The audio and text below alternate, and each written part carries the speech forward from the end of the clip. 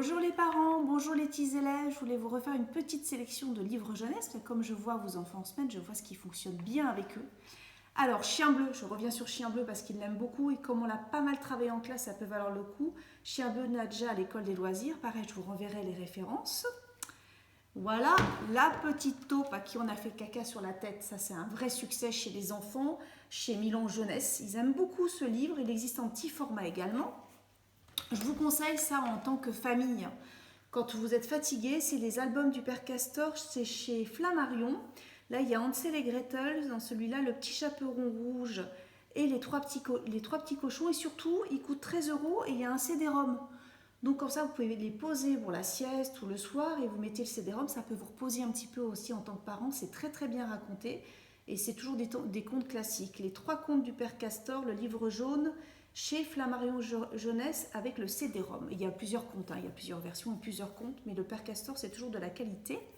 Et j'ai un petit coup de cœur là, toujours, vous connaissez Cacaboudin, vos enfants ont dû en parler, mais ça permet de faire comprendre à vos enfants que c'est important de dire bonjour, s'il te plaît, merci, au revoir. Ils aiment beaucoup Simon. Le petit lapin, c'est le même que celui qui ne veut pas aller à l'école, et le petit lapin qui est très drôle et qui répond un petit peu à ses parents. Voilà. Simon, et ça c'est pareil, c'est toujours à l'école des loisirs de Stéphanie Black. J'ai eu un petit coup de cœur cette semaine et ça marche très bien avec vos enfants pour le loup sentimental. À l'école des loisirs, toujours. C'est l'histoire d'un loup qui est grand, il a 18 ans désormais, il vit avec ses parents et ses trois frères, son grand-père et sa grand-mère. Il aime beaucoup sa famille, mais maintenant son papa lui dit tu es grand désormais, il faut que tu ailles découvrir le vaste monde tout seul et surtout il faut que tu chasses toi-même. Donc tu vas devoir manger les trois petits cochons, le petit chaperon rouge, la chèvre et ses 7 petits chevreaux. Il y a tous les contes qui sont revisités. Mais c'est un loup qui est très très sentimental et il refuse quand il voit le petit chaperon rouge. Il a tellement bon cœur.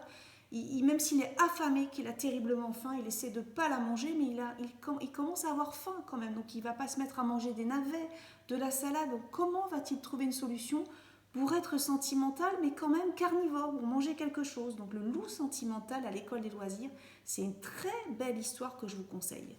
Et vos enfants ont beaucoup aimé Crotte de nez, toujours à l'école des loisirs en petit format, elle était à 5 euros.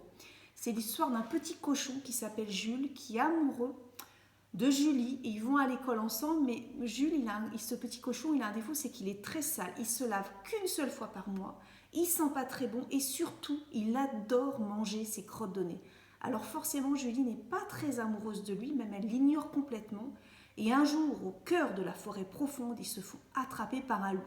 Mais comme ce loup est maniaque et qu'il a horreur de la saleté, et de voir un petit cochon en train de manger ses crottes de nez, peut-être qu'ils vont s'en sortir, ils vont réussir à ne pas être mangés par le loup, peut-être.